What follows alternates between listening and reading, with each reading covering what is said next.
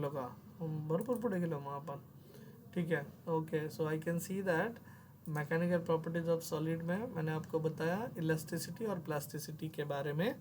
पहिल्यांदा माझी ही हॅबिट आहे बरं का, मी आहे ना कुठलंही कम्पॅरिझन जर सुरू झालं ना तर पहिल्यांदा आहे ना मुलांना एक्झाम्पल देतो, रिअल लाईफ एक्झाम्पल. त्यांनी काय होतं की गोष्टी व्हिज्युअलाइज होत्या, कारण फिजिक्समध्ये गोष्टी व्हिज्युअलाइज जर झाल्या ना तर त्या गोष्टी तुम्हाला काय बोलूया त्याला समजण्यासाठी जास्त मदत होते, ते लवकर ग्रास्प होतं. असं म्हणजे हे माझं टेक्निक आहे जे मी विद्यार्थ्यांसाठी वापरतो आणि इट वर्क्स ऑलवेज.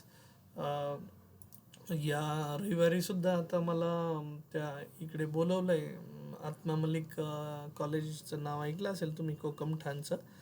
तर तिथं जेईच्या मुलांना गेस्ट सेशन देण्यासाठी ह्या रविवारी मला आमंत्रित केलं आहे.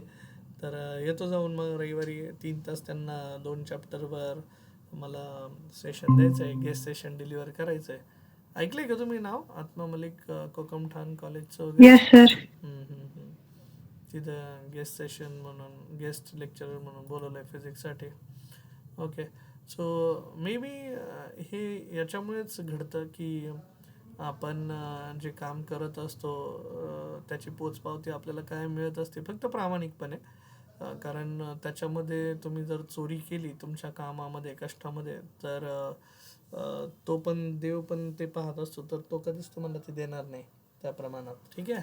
सो हे फेम, हे नॉलेज, हे सगळे त्याचीच देण आहे आणि आपण फक्त बाबा त्याचं ऋणी राहून त्याचे आभार मानून आपल्या आयुष्यात कष्ट करत राहायचं नाही का. कारण हे आपलं नाहीच आहे, हे सगळं त्याने दिलेलं त्याची देण आहे आणि त्याचा माज न करता सोप्या भाषेत सांगायचं म्हटलं तर त्याचे आभार मानत फक्त प्रामाणिक कष्ट करत चालायचं.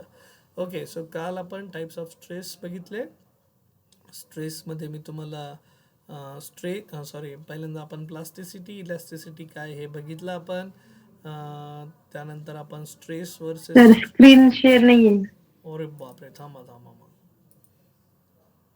मी तर इथं स्क्रोलिंग करतोय मस्तपैकी, मला वाटलं सगळं दिसतंय समोर. सांगत जा बाबा.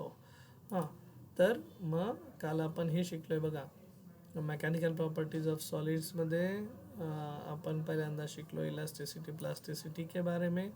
ये इसको छोटा करता हूँ, ये आपको बड़ा दिखाई देगा फिर. हाँ, सो इलास्टिसिटी प्लास्टिसिटी, उसके बाद स्ट्रेस और स्ट्रेन आपको सिखाया मैंने. स्ट्रेस स्ट्रेन होने के बाद डायमेंशन देखे उसके, उसका डिफरेंस क्या है, force applied per unit area, change in dimensions per unit original dimension, types of stress काय आहे, longitudinal stress, volume stress, shearing stress. त्यानंतर टेन्साईल स्ट्रेस, केस 1 काय, केस 2 काय आपण बघितलं.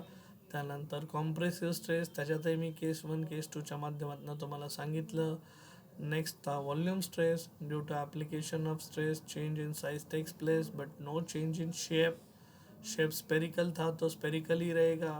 आणि शेअरिंग स्ट्रेसबद्दल सांगायचं तर मी थांबलो होतो आणि शेअरिंग स्ट्रेसबद्दल तुम्हाला म्हटलं उद्या मी जास्त डेप्थमध्ये सांगेन. तर शेअरिंग स्ट्रेसबद्दल बोलायचं म्हटलं तर I would like to continue it on to the next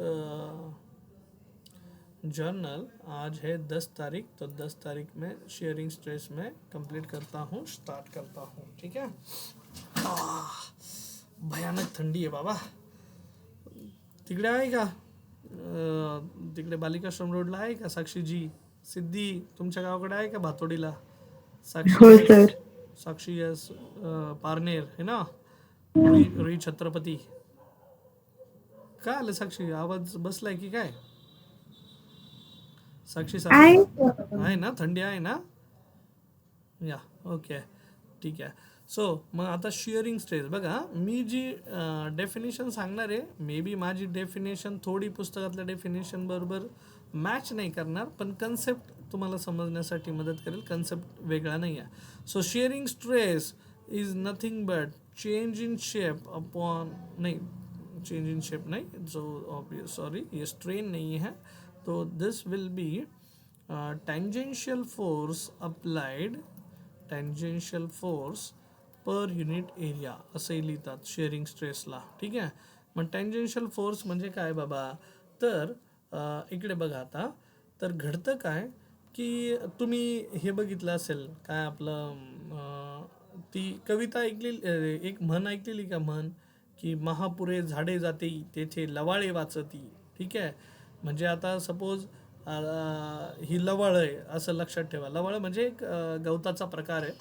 तर तिथं जर पुराचं पाणी आलं नदीचं तर मोठी मोठी झाडं उखडून जातात. पण लवाळ काय, लवाळ ही गवताचा प्रकार आहे, ते काय वाहून जात नाही, उखडून जात नाही. का नाही जात, तर काय होतं, ज्यावेळेस पाण्याचा फ्लो असा असतो बघा, मी रिअल लाईफ एक्झाम्पल देतोय. पाण्याचा फ्लो जर असा असेल तुमचा लाईक दिस, आता मी टॉप सरफेसचा फक्त व्हिज्युअलाइज करतो की टॉप सरफेसला आपला पाण्याचा प्रवाह असा आहे.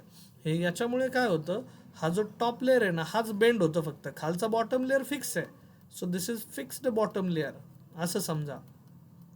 मग हे लवाळं काय करतं, पाण्याचा जसा प्रवाह आहे ना त्यानुसार ते बेंड होतात म्हणजे आता पाणी असं चाललंय ना, so they will acquire the shape in this fashion. बघा आता त्यांचा शेप आहे ना असा बेंड होऊन जाईल. They will bend themselves in the direction of water, flow of water, बरोबर. सो असे ते बेंड होतील. पाणी रिमूव्ह झालं, याचा पाण्याचा फोर्स रिमूव्ह झाला की ते परत स्टँडिंग स्टील है ना, असे परत ब्लॅक साईडची जी बॉर्डर होती त्याप्रमाणे ते परत उभे राहतील. मग हा जो शेप आता बघा, आधी सपोज स्क्वेअर होता आणि आता शेप काय झालाय तुमचा, रोम्बस झालाय लाईक. तर हा जो अँगल आहे हा म्हणतात थीटा. ठीक आहे.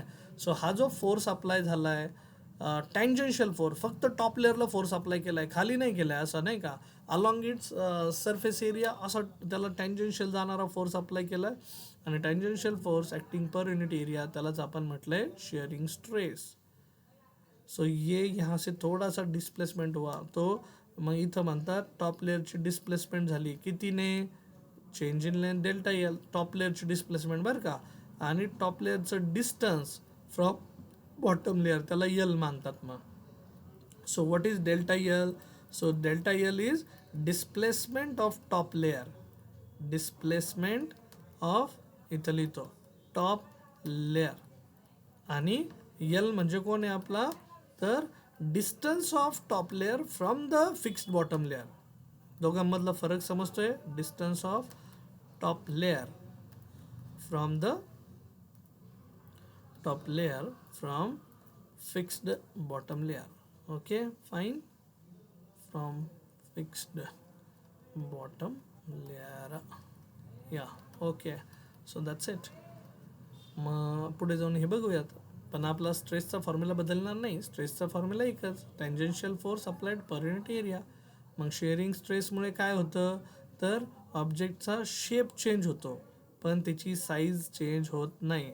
मग अशी तुम्ही जर व्हॉल्यूम स्ट्रेस बघितला असेल तर इथं नोट लिहूयात आपण, तुमच्या पुस्तकात मध्ये पण आहे. शेअरिंग स्ट्रेस कॉजेस, यहाँ पे लिखता हूँ, शेयरिंग स्ट्रेस कॉजेस क्या होगा फिर, चेंज इन शेप. रोम्बस बन गया ना, मतलब पहले रेक्टेंगल था, change in shape. Shearing stress causes change in shape but no change in size, no change in size, एवढं लक्षात ठेवायचं फक्त. बरं, मग आता आपण हा शेअरिंग स्ट्रेसचा फॉर्म्युला घेतला. काल आपण 3 प्रकारचे स्ट्रेस बघितले. मग कुठले कुठले सांगा, नोट डाऊन करा, मला बोला ओरली. हां साक्षीजी, तुम्ही एका स्ट्रेसचं नाव सांगा. Tensile stress, tensile stress, longitudinal, हां लॉन्जिट्युडनल लॉन्जिट्युडनल स्ट्रेस, स्ट्रेसचे टाईप आहेत ते. सिद्धी याल, volume stress, volume stress, very good. Sakshi yes, Siddhi Sable, sorry Sakshi Sable. Shearing stress, हाँ शेयरिंग स्ट्रेस, ठीक है. सो तीनों स्ट्रेस के अपन ने टाइप देखा और तीनों टाइप क्या थे, कैसे थे, वो अपन ने देखा. आता मग मी तुम्हाला घेऊन येतो स्ट्रेनवर. मग कालच्या प्रमाणे परत एकदा तुम्ही त्या आता बुक टाइप्स ऑफ स्ट्रेनवर जा आणि बुकच्या त्या पेजवर जा. किती नंबरचं पेज होतं मला ते सांगा. 154. हां 154. मग आपण ते बघितलं होतं टाइप्स ऑफ स्ट्रेनमध्ये. आता जसा टाइप्स ऑफ स्ट्रेस होता लॉन्जिट्युडिनल स्ट्रेस, तसाच काय लॉन्जिट्युडिनल स्ट्रेन, ठीक है. हां, बीच में लॉन्जिट्युडिनल स्ट्रेन. दूसरा वॉल्यूम स्ट्रेन. तीसरा बोलो, तीसरा sharing strain. Okay. So types of stress 3 है, तो टाइप्स ऑफ स्ट्रेन भी 3 ही होना मागता. तो लॉन्जिट्युडिनल स्ट्रेन का फॉर्म्युला क्या लिखोगे भाई आपण? लॉन्जिट्युडिनल म्हटलं ना, काय लक्षात ठेवायचं सांगितलेलं आहे तुम्हाला? Change related with length. Volume strain म्हटलं change related with volume. And shearing म्हटलं की चेंज रिलेटेड विथ शेप. ठीक है. तो फॉर्मूला देखो, लॉन्जिट्यूडनल स्ट्रेन लिखता हूँ मैं बच्चा पार्टी, लॉन्जिट्यूडनल स्ट्रेन यहीं पे लिखता हूँ. लॉन्जिट्यूडनल स्ट्रेन शॉर्टकट मध्ये लिहितो. हां, कन्सेप्ट में change in length per unit original length. Volume strain मध्ये काय लिहिता सांगा? Change in volume per unit original volume. आणि शेअरिंग स्ट्रेन मध्ये काय लिहायचं? Change in shape upon original shape. ठीक आहे.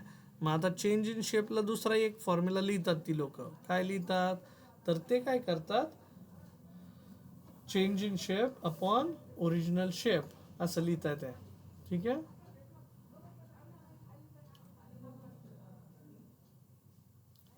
हां, तर ते काय करतात? चेंज इन शेपला आहे ना घेण्यासाठी कसं बाबा शेपशी रिलेटेड कसं लिहायचं? तर त्या व्हॉल्यूम स्ट्रेनला ते लिहितात टॅन थिटाच्या टर्ममध्ये. मी इथं लिहितो बरं का, मला जागा कमी आहे.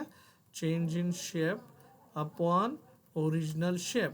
Original shape. लेकिन ये कैसे करने का भाई? इसमें चेंजेस कैसे करने का? तो बच्चा पार्टी देखो, अभी वो डायग्राम फिर से रिवाइज करो. मैं इसको है ना थोड़ा सा इधर लेके आता. हाँ, इधर लिखते हैं शेयरिंग स्ट्रेन. मग शेयरिंग स्ट्रेनलाच ते लिहितात टॅन थीटा. काय लिहितात? टैन थीटा. अभी टैन थीटा क्या होता है बोलो मुझे? ये ट्रायंगल में बताओ. ये थीटा था, थोड़ा सा डिस्प्लेसमेंट हुआ, इसने एंगल बनाया कुछ. तो टैन theta it looks like a right angle triangle. तो मैं राइट एंगल ट्रायंगल में उसको टैन थीटा को कैसे लिखूंगा? बोलो बच्चा पार्टी. ये देखो, ये था आपका थीटा. ठीक है. थोड़ा सा मोठा करता था ट्रायंगल. हा थीटा आहे. हा किती आलाय आपला? Delta L. हा किती आलाय आपला? यल. टैन theta is opposite upon adjacent. ठीक है ना. ये 90 डिग्री एंगल है, तो अपोजिट अपॉन एडजेसेंट ये बोलते हैं delta L by L. So what is delta L? मगाशी लिहून दिलंय displacement of top layer. Delta L क्या है? Displacement of top layer. और यल क्या है? Distance of top layer from fixed bottom layer. मग तुम्हाला सांगितलं हा बॉटम लेयर फिक्स आहे, हा हलणार नाही आहे. पण वरतून तुम्ही असा फोर्स अप्लाय केल्यामुळे तो जो टॉप लेयर आहे तो थोडासा डिस्प्लेस झालाय.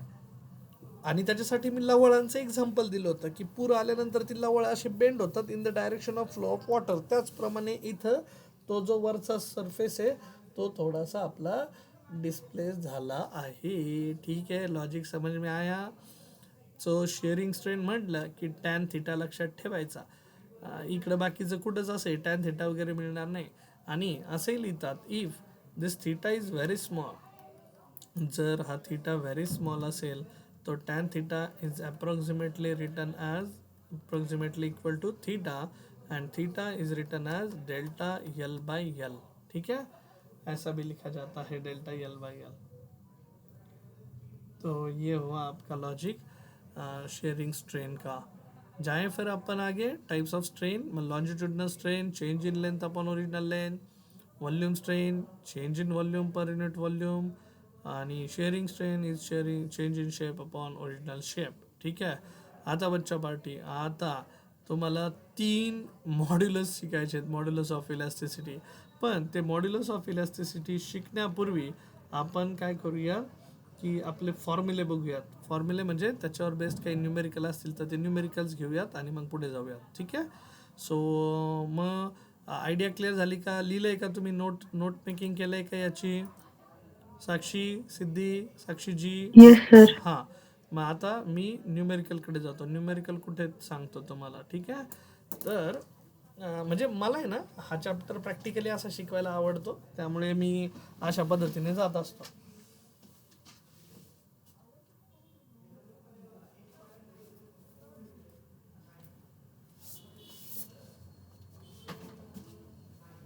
हां, तुमच्या पुस्तकामध्ये तुमच्या पुस्तकामध्ये नवीन पुस्तक तुमच्यासाठी MPS MPS MPS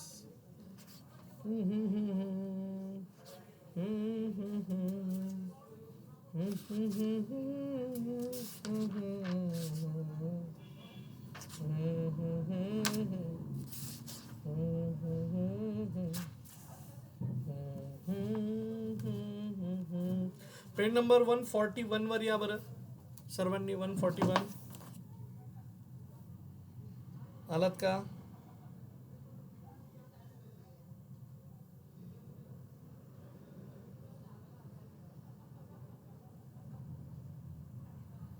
हॅलो, तुम्ही मेन टेक्स्ट बुक काढलं का तुमचं? 141 वर आलात का? Yes, sir. Yes, sir. हा, मग 141 वर क्वेश्चन नंबर 19 बघा.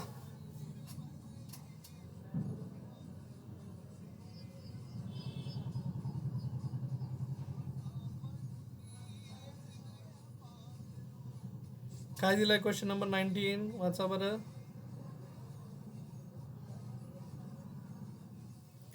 What is the stress in a wire? Stress स्टार्टिंगलाच विचारलंय, स्ट्रेस इन ए वायर काय असेल? मग मी लिहिलो क्वेश्चन नंबर 19. पेज नंबर कितना है? 141. Okay, so what is the stress in wire? So to find, स्टार्टिंगलाच विचारलंय त्यांनी स्ट्रेस. आणि डिवाइस कोण आहे रे? डिवाइस कौन है? वायर है. सो डिवाइस लिखना भूलने का नहीं, डिवाइस इज वायर. स्ट्रेस क्या है? Which is 50 metre long. तो लेंथ कितना है वायर का? 50 मीटर.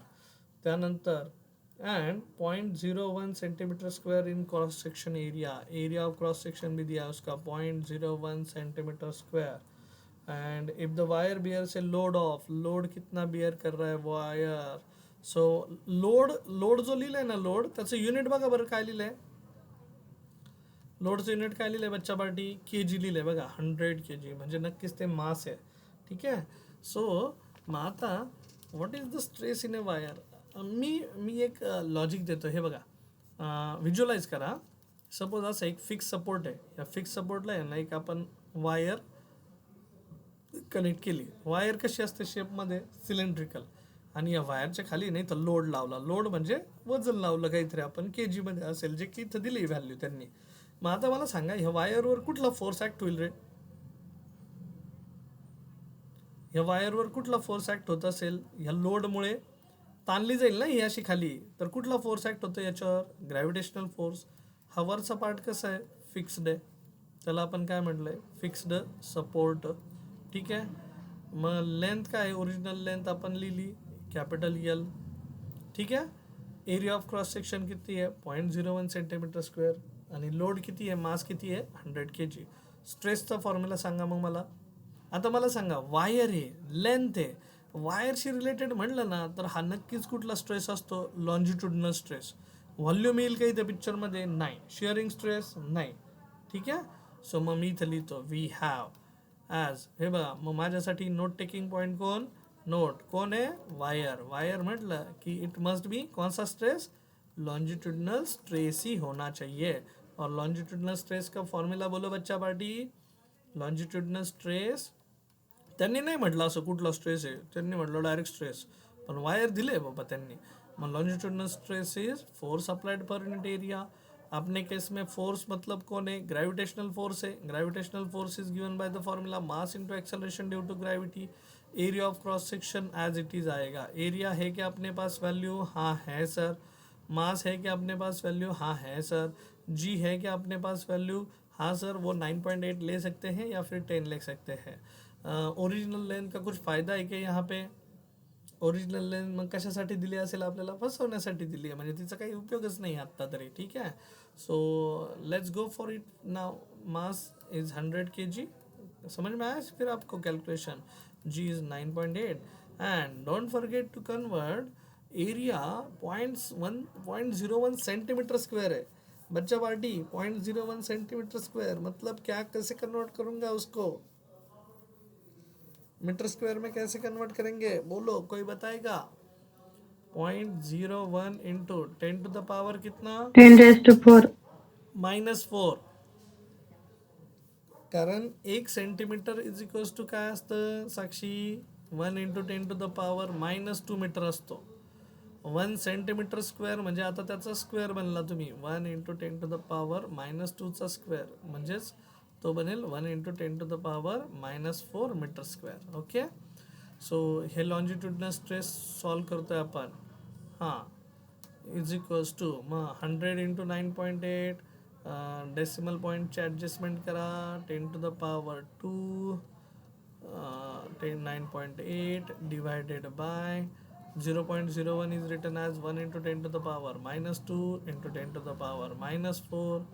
-4 -2 is -6. -6 वरती गेला +6 बनला +6 आणि +2 9.8 into 10⁻² into 10⁻+6. सो ये बन गया 9.8 into 10⁻8. आता मला सांगा लॉन्जिट्युडनल स्ट्रेसचं कोणी युनिट सांगेल का? स्ट्रेसचा फॉर्म्युला काय असतो? स्ट्रेस कुठल्याही newton per metre square. It is always force applied per unit area that is newton per metre square किंवा त्याला तुम्ही काय लिहू शकता pascal. Pascal is also the unit of pressure आणि न्यूटन पर मीटर स्क्वेअर. प्रेशरचा formula जर कुणी विचारला ना तुम्हाला तर प्रेशरचा फॉर्म्युला पण हाच असतो काय force applied per unit area. तर त्याचं पण युनिट न्यूटन पर मीटर स्क्वेअरच येतं आणि इक्विव्हॅलंट पास्कल हे युनिट वापरलं जातं. ओके बच्चा पार्टी यहाँ तक चीज़ें क्लियर? साक्षी जी सिद्धियाल Yes, sir. Okay let's go for the next question then. आता क्वेश्चन नंबर 20 बघा काय दिला आहे. Question number 20 same page number 141. हाँ क्या लिखा है? Rubber band originally 30 centimetre long. Originally कितना है 30 सेंटीमीटर लॉन्ग है. डिवाइस का नाम बोलो कौन है? रबर बैंड है सर. ठीक है बाबा रबर बैंड है. लेंथ दिया उसका 30 सेंटीमीटर. कन्वर्ट करने का भूलना नहीं. 30 into 10⁻² metre is stretched to a length of. नया लेंथ मतलब पहले ओरिजिनल लेंथ था 30 सेंटीमीटर उसका लेंथ बन गया 32 centimetre which is 10⁻² metre by certain load. What is the strain produced? अच्छा तो स्ट्रेन पूछा है.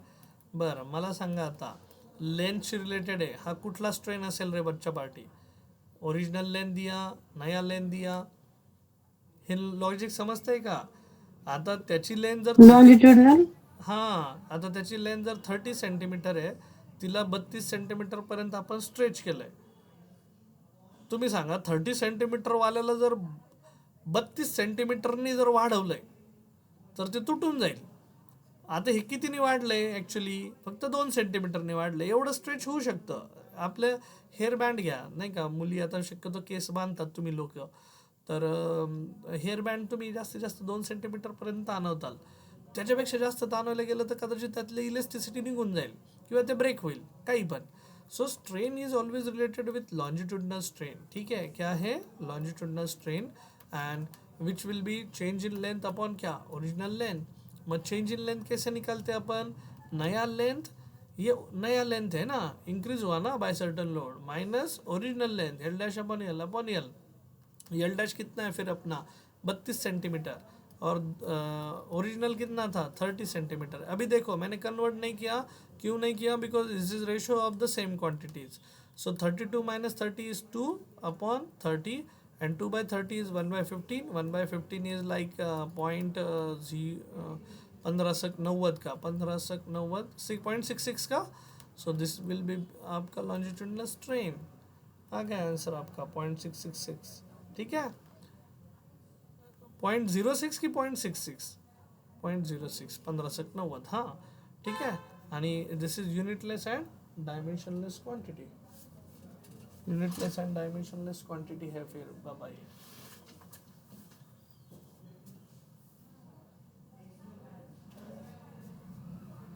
ओके सो लॉन्जिट्युडनल स्ट्रेनची व्हॅल्यू मिळाली. लॉजिक समजलं सर्वांना?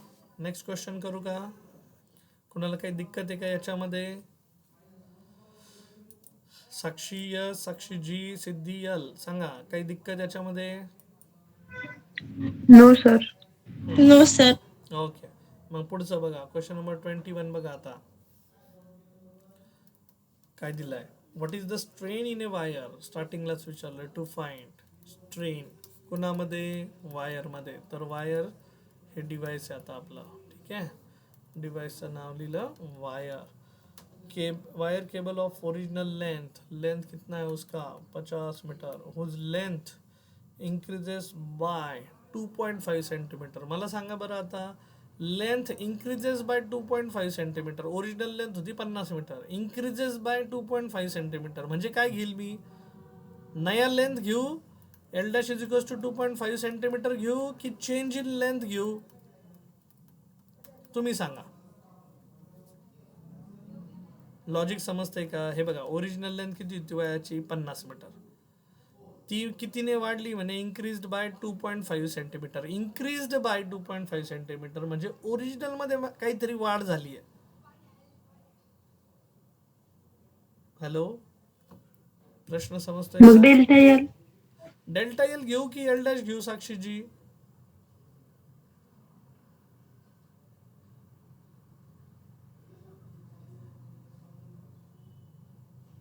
चुकलं तरी चालेल, बोल. Delta L. का बरं डेल्टा एल? प्रश्न वाचा, तुमच्याकडे बुक आहे ना समोर.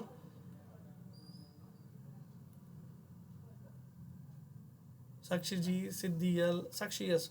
आन्सर बरोबर आहे, पण का बरं ते तर कळलं पाहिजे ना. आपल्याला पाठ थोडी करायचे ना, आपल्याला गोष्टी समजून घ्यायच्यात. लेंथ चेंज होती. हा, लेंथ चेंज होतीये, इन्क्रीज होतीये, बरोबर. आणि तुम्ही लॉजिक बघा ना, ओरिजिनल लेंथ किती होती रे? 50 मीटर. आणि इन्क्रीज इन लेंथ किती झाली आहे? 2.5 सेंटीमीटर. म्हणजे खूप कमी चेंज झाली आहे ना. म्हणजे ही वाढलेली लेंथ ही ओरिजिनल लेंथ नाही आहे बाळांनो, समजून घ्या. ही ओरिजिनल लेंथ असेल का? नाही.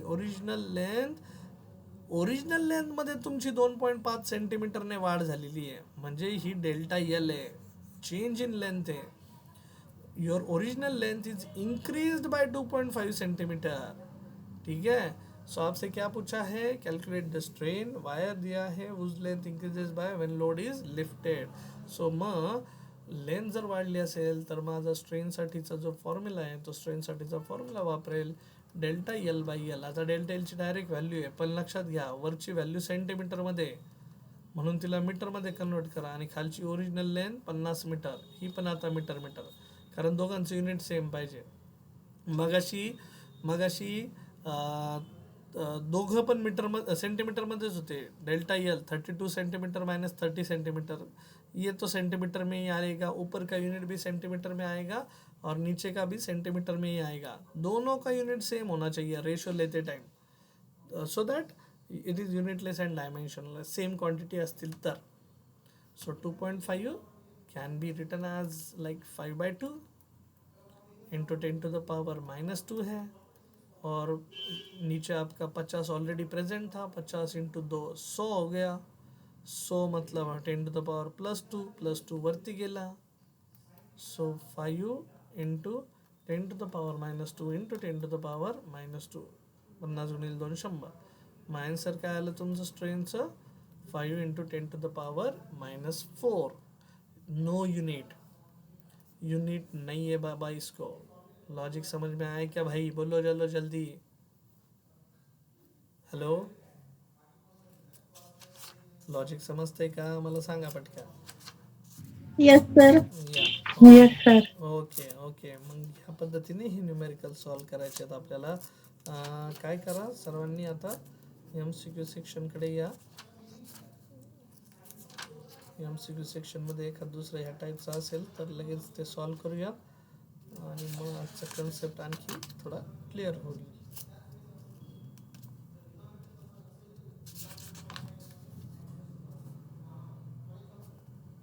हां, पेज नंबर 157 वर या बरं. 157 वर क्वेश्चन नंबर 2 चा आन्सर द्या. MCQ क्वेश्चन नंबर 2 काय दिलाय? Change in dimension is known as, क्या बोलते? स्ट्रेन. नाही नाही नाही नाही, स्ट्रेन गलती नाही करायची. डिफॉर्मेशन. हा, deformation. Change in dimension per unit original dimension म्हटलंय का साक्षीजी? Change in dimension per unit original dimension असतं तर ते काय आलं असतं स्ट्रेन. कळतंय? MCQ मध्ये आपण Yes, सेकंड sir. आता फक्त चेंज झालं डायमेन्शन मध्ये, चेंज झालं डायमेन्शन मध्ये म्हणजे दॅट इज डिफॉर्मेशन. तिसरा क्वेश्चन द्या answer. Newton per meter square. स्ट्रेसचं युनिट विचारलंय, newton per metre square. Very good. Length length length length the linear strain produce force दिलाय, चेंज इन लेंथ दिली आहे. ठीक आहे. आता क्वेश्चन नंबर 4 बघा. क्वेश्चन नंबर 4 मध्ये काय दिलंय, length of wire increases by 1% by load of, load जो दिलाय लोड, लोडलाच मी तुम्हाला काय लिहायला सांगितलेलं आहे बच्चा पार्टी, फोर्स. किती, आता त्यांनी लिहिलंय 2 kg वेट. आता 2 kg वेट हे असं फोर्स नसतो, फोर्सचं युनिट असतं न्यूटन. मग हे नक्कीच kg वेटला न्यूटनमध्ये कन्वर्ट करावं लागेल. आणि मी तुम्हाला याच्यापूर्वी सांगितलेलं आहे 1 kg weight is equal to असतो 1 into 9.8 newton of force. 1 kg weight force जर कधी तुम्हाला सांगितलं कोणी तर तो असतो 1 इंटू 9.8 न्यूटन ऑफ फोर्स. मग कोणी 2 kg वेट म्हटलं तर त्याला 2 गुणिले 9.8 करावं लागेल. मग इथे लिहिल मी 2 into 9.8 newton of force. Okay, so that is called as load. आणि आपल्या वायरची लेंथ कितीने इन्क्रीज झाली, 1%ने. मग मी असं मानतो की नवीन length L dash is equals to original length जर यल असेल तर यलमध्ये 1% वाढ झालेली आहे. हे बघा, ओरिजिनल लेंथ लिहितात L plus 1% of the original length, ही लिहिण्याची पद्धत असते. की नवीन लेंथ जी मिळती आहे त्यांनी म्हटलंय length increases by 1% by load of 2 kg weight. 2 kg weight apply केल्यामुळे लेंथ वायरची आपली एवढ्याने वाढली आहे. मग आपल्याला काहीतरी ओरिजिनल लेंथ घ्यावी लागेल यल, जी आपली ओरिजिनल लेंथ असेल. ह्याच्यामध्ये 1% वाढ झाली म्हणजे 1/100ने वाढ झाली. मग लिहिताना कसं लिहिणार मी, क्रॉस मल्टिप्लाय करा. 100 यल प्लस 1 यल, कळतंय? 100 L plus 1 time L upon कोण, 100. सो यल कॉमन काढला, वरनं काय बनलं, 100 प्लस 1 इज 101 यल असं लिहितो. नया length is 101 upon 100 times L. So आपसे क्या पूछा गया है फिर, the linear strain produce. Linear strain, linear स्ट्रेनचा फॉर्म्युला बच्चा पार्टी, स्ट्रेनचा फॉर्म्युला तर आहे आपला change in length upon original length. Change in length कैसे लेते आप, L dash minus L upon L. अरे बरोबर का, नया length minus original length upon L. नया लेंथ, ये देखो आता हे माझं टेक्निक आहे बरं का, मला माहीत नाही तुम्ही काय वापरता. मी काय करतो, हे यल इकडे घेऊन येतो आणि इथं आहे ना सेपरेट करतो numerator denominator. L dash minus L upon L. L minus L काय आला, cancel. L dash upon L, हा यल तिकडे गेल्यामुळे ही व्हॅल्यू किती आली, यल डॅश अपॉन यल वरती मिळते तुम्हाला value 101 upon 100 minus L minus L 1 आणि 101 अपॉन 100 जर ही लिहायचं असेल म्हणजे किंवा क्रॉस मल्टिप्लाय करायचं असेल तर मी ही व्हॅल्यू आणि ही व्हॅल्यू क्रॉस मल्टिप्लाय करेल. So 101 minus 100 upon total divided by 100.